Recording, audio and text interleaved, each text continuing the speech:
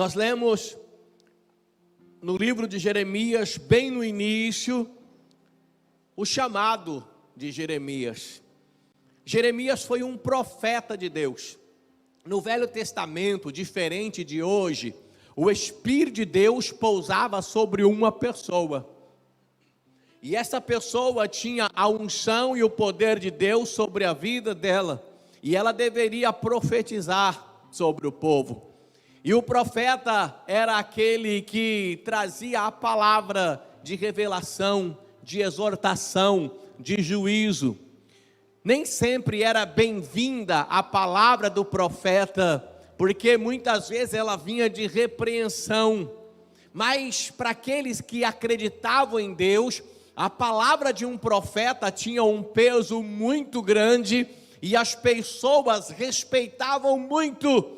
Tanto é que quando o profeta Samuel foi a Belém para ungir um dos filhos de Davi, quando ele chega, os anciãos, os líderes religiosos, os pastores das igrejas daquela localidade, disseram assim: é de paz a tua vinda? Ou seja, o que você traz da parte de Deus? Porque muitas vezes a palavra era uma palavra de exortação e de repreensão ao povo.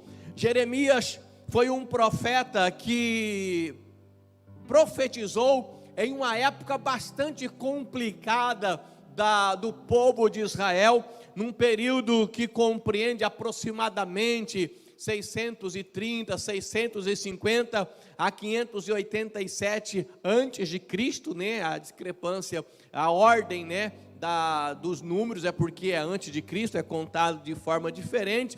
E ele foi um profeta na época do rei Osias, e ele profetizou até a queda de Judá para os babilônicos, que nós falamos um tempo atrás, quando a Babilônia tomou conta e levou cativo o povo de Deus. Era uma situação difícil, porque tanto a Síria e os babilônicos e o Egito viviam em uma guerra muito grande naquele tempo, pelo domínio do Oriente Médio. Era uma época difícil, e nessa época difícil, Deus lá atrás, antes do início desta época mais difícil, ou antes de aumentar a dificuldade desse tempo, Deus já havia ido lá no ventre, lá na madre de uma mãe, e havia escolhido Jeremias para ser o profeta daquela nação, para ser o homem que iria profetizar, queria trazer a palavra. E independente de qualquer coisa, um profeta tinha que ser corajoso e destemido. Se você vê a história dos profetas, você verá que a maioria deles tiveram mortes terríveis, foram cerrados pelo meio, crucificados de cabeça para baixo, entre outras coisas. Jeremias mesmo foi um profeta que morreu no final apedrejado até a morte. Então era complicado, mas o Espírito do Senhor vinha sobre aquela pessoa. A unção de Deus era seletiva e temporária, ou seja, uma pessoa era selecionada e por um período de tempo a unção estava sobre ela. Isso no Velho Testamento. Tanto é que lá atrás, quando Moisés teve dificuldade para cuidar do povo, levantou-se líderes entre o povo. Deus instituiu um trabalho de célula, falou: Moisés, levante homens, anciãos, para ser líder de 1000, líder de 500, líder de 100, líder de 50, e aí eu vou repartir do Espírito que está, da unção que está sobre você com eles. Então a unção de Moisés fora repartida um pouco de autoridade sobre aqueles homens. Então a unção de Deus, o poder de Deus era de forma seletiva e temporária, diferente dos dias de hoje. Diferente do tempo de hoje, quando a promessa já dizia em toda a Bíblia, lá em Joel 2:28, Deus já havia falado: eis que nos últimos dias derramarei do meu Espírito sobre toda a carne. E ele fala dos jovens, ele fala dos anciãos, das pessoas de mais idade. Ele diz que eles profetizariam, que haveria um tempo diferente em que o poder de Deus, a unção de Deus não seria mais temporária ou seletiva entre o povo.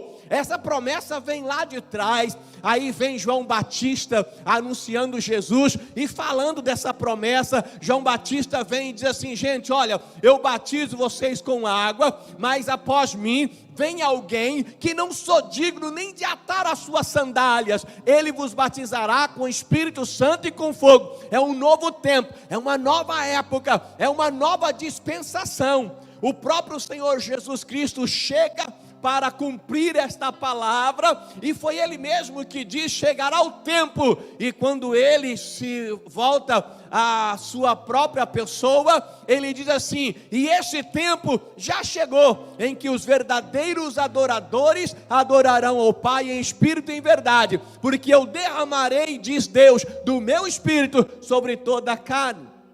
Quando Jesus vem, ainda não havia se cumprido, Ele separa 12, coloca a unção sobre eles, já não era um, eram 12, vai lá fazer o trabalho. Aí Ele chama 70 e a unção era sobre os 70, vai fazer o trabalho. Aí Jesus Cristo morre, vai ao céu, e cumpre-se a promessa de João 14,14, que Jesus havia dito: eu rogarei ao Pai, e Ele vos dará outro Consolador, para que esteja convosco, não temporariamente, mas para que esteja convosco para sempre, até a consumação dos séculos. Se você caminha em fidelidade, até você viver. Quando Jesus Cristo morre, Ele sobe aos céus, e o Espírito Santo vem sobre a igreja, conforme registra o livro de Atos dos Apóstolos, no capítulo 1, quando Jesus Cristo, antes de subir ao céu, antes da ascensão, Ele ratifica aquela promessa, e Ele diz assim: olha, ficar em Jerusalém, até que do alto vós sejais revestidos de poder, e descerá sobre vós o Espírito Santo, e vocês vão receber virtude, autoridade, e serão minhas testemunhas. Quem? Você e você não, sobre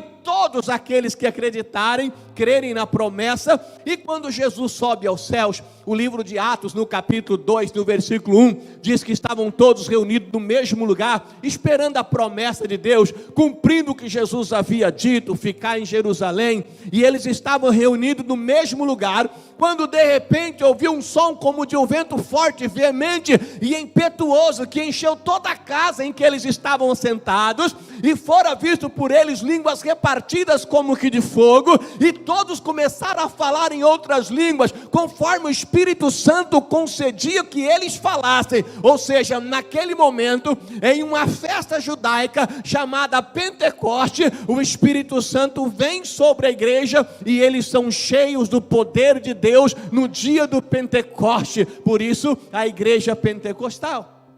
E a partir daí vivemos um novo tempo, em que a unção de Deus é sobre a minha vida, para cumprir e fazer a obra de Deus, para cumprir o chamado, mas também é sobre a vida desta pessoa que está ao teu lado, do teu irmão, da tua irmã, daqueles que chegam até a Deus. Porque quando Pedro foi indagado, após esse grande rebuliço que Deus provocou em Atos dos Apóstolos, no capítulo 2, do dia de Pentecoste, com a manifestação do dom de variedade de línguas, Pedro então fala para eles assim: olha, essa promessa é para nós, é para mim e para você.